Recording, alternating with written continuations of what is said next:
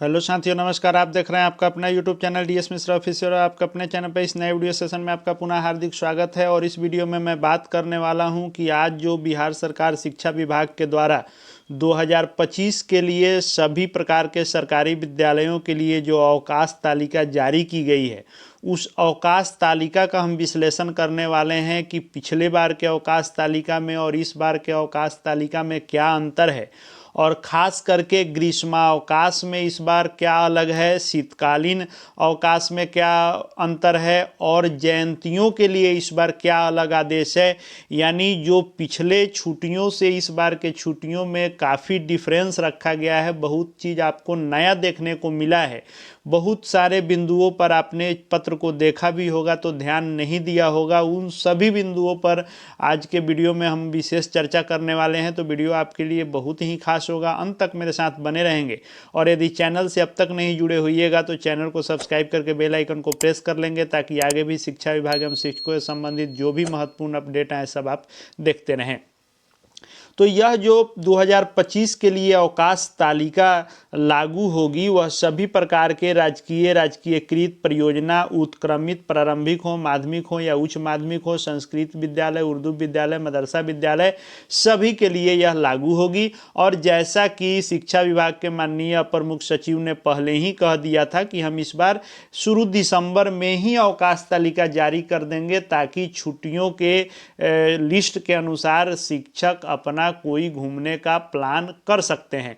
क्योंकि शिक्षक जब तक खुश नहीं होंगे तब तक अच्छे मन से वे शिक्षा नहीं दे सकते हैं। इसलिए इस बार के छुट्टियों को भी हम बहुत हद तक कोशिश है हमारी कि शिक्षक इससे संतुष्ट हों। और बहुत सारे चीज़ ऐसे दिखे भी हैं जिसको हम लोग आइए देख लेते हैं। तो सबसे पहले इस बार 1 जनवरी की छुट्टी तो नहीं है।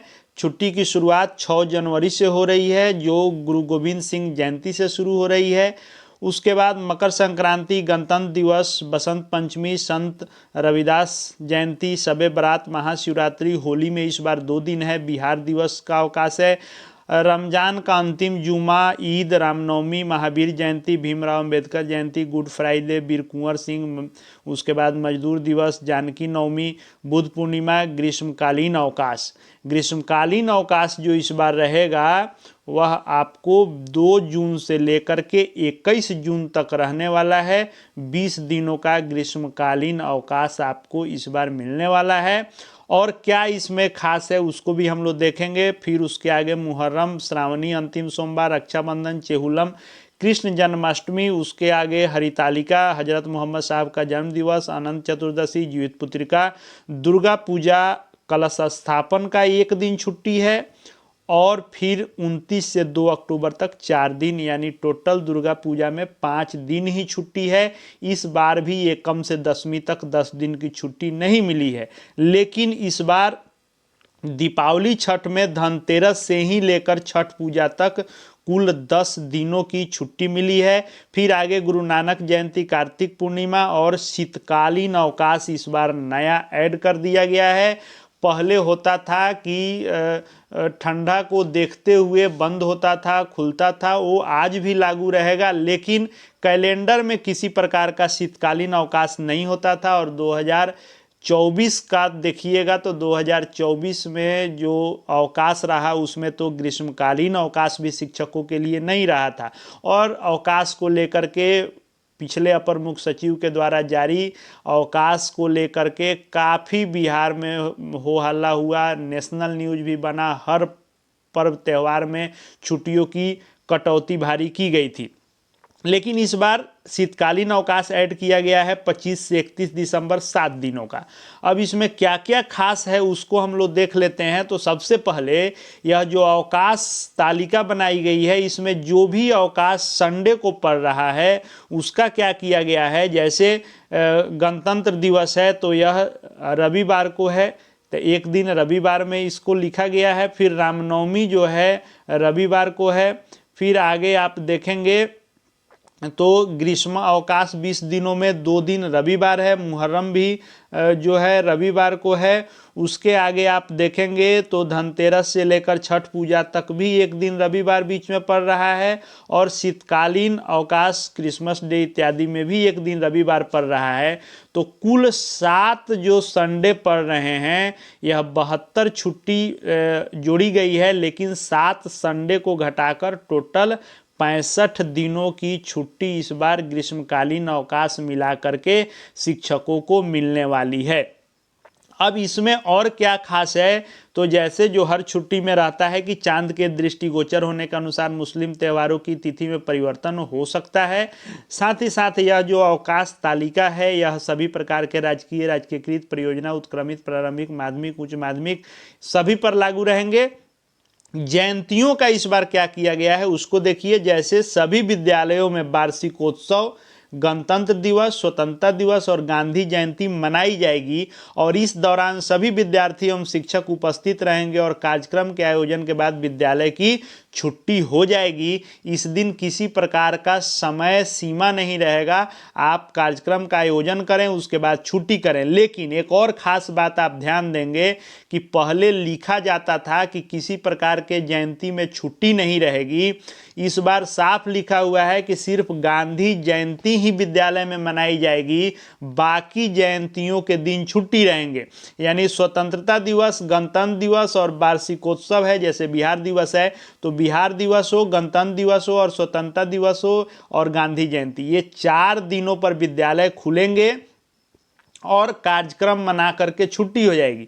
बाकी जितने जयंती हैं, चाहे गुरु गोविंद सिंह की जयंती हो, गुरु नानक की जयंती हो, फिर आप आगे देख लें तो हजरत मोहम्मद साहब का जन्म दिवस हो, या फिर आप आगे और देखेंगे तो इसमें और जयंती है, वीर कुंवर सिंह जयंती है, भीमराव अंबेडकर जयंती है, महावीर जयंती है, इन सब, जैसे संत रविदास जयंती है, गुरु गोविंद सिंह का जन्म दिवस ये भी जयंती है।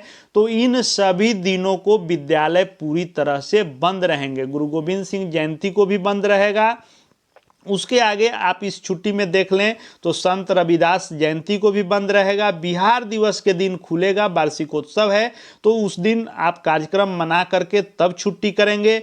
फिर आगे आप देखेंगे तो महावीर जयंती को भी फुल्ली स्कूल बंद रखना है, भीमराव अंबेडकर जयंती को भी बंद रहेगा, वीर कुंवर सिंह जयंती को भी बंद रहेगा।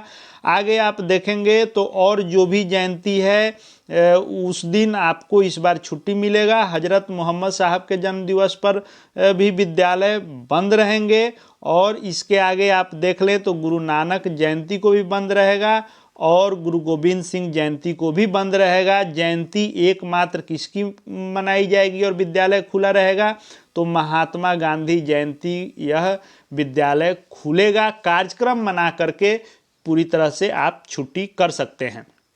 उसके अलावे जो इसमें ग्रीष्मकालीन अवकाश हो, ग्रीष्मावकाश हो या शीतकालीन अवकाश हो, इन दोनों अवकाश में छात्र और शिक्षक दोनों के लिए छुट्टी रहेगी।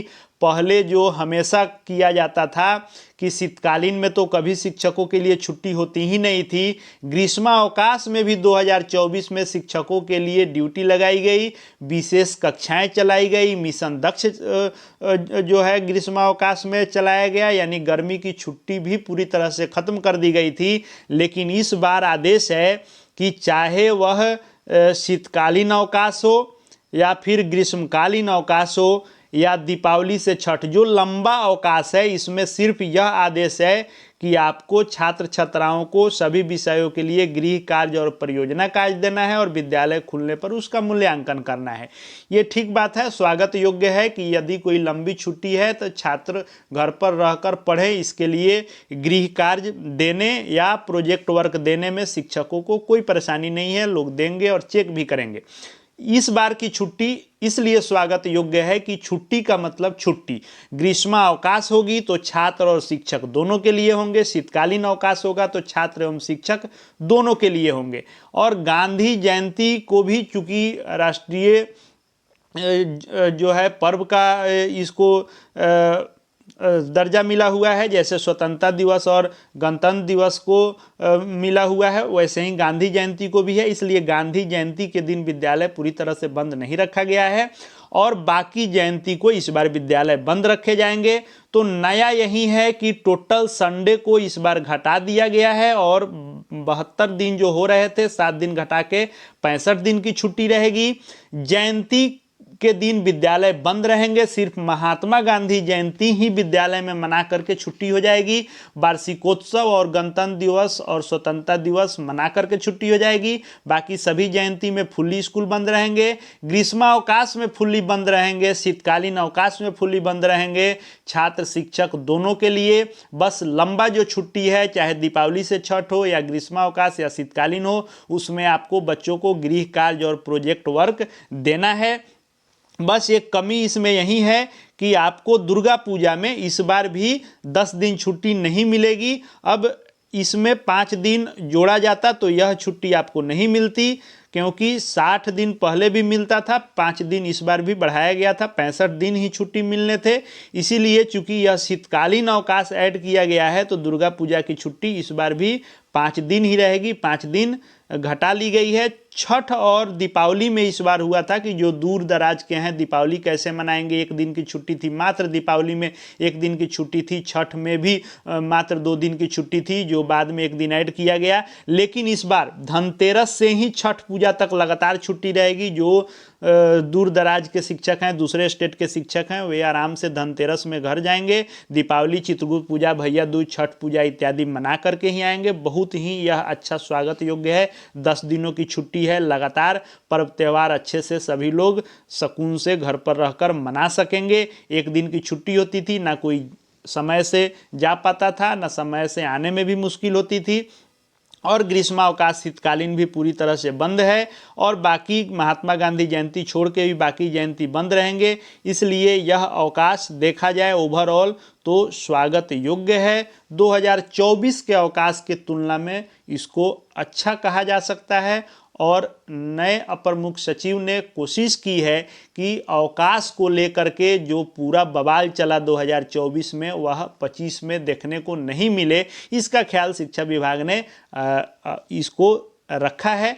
आगे शिक्षा विभाग एवं शिक्षकों से संबंधित जो भी महत्वपूर्ण वीडियो आएंगे सब देखते रहने के लिए चैनल से जुड़ जाएंगे। चैनल को सब्सक्राइब करके बेल आइकन को प्रेस कर लेंगे। साथ ही साथ हमारे Telegram channel DS Mishra official से भी जुड़ जाएंगे। वहाँ हर अपडेट और ऑफिशियल PDF इत्यादि सब कुछ मिलते रहते हैं समय समय पर। इस वीडियो को देखने के लिए आपका बहुत बहुत धन्यवाद।